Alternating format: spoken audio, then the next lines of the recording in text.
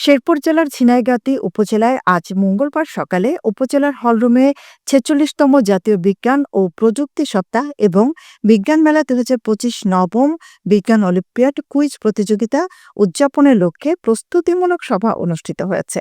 উপজেলা নির্বাহী অফিসার আশরাফুল আলম রাসেলের সভাপতিত্বে প্রস্তুতিমূলক সভায় সিদ্ধান্ত গ্রহণ, পরামর্শমূলক বক্তব্য রাখেন উপজেলা প্রকৌশলী ও পোশাক মাধ্যমিক শিক্ষা কর্মকর্তা গোলাম মোস্তফা কামাল, ওসি তদন্ত আজম, উপজেলা কৃষি অফিসার ফরহাদ হোসেন, স্বাস্থ্য ও পরিবার পরিকল্পনা কর্মকর্তা ডাক্তার রাজীব সাহা, প্রধান শিক্ষক সৈয়দ আলী খান, ফজলুল হক, সিনিয়র সাংবাদিক এস.কে.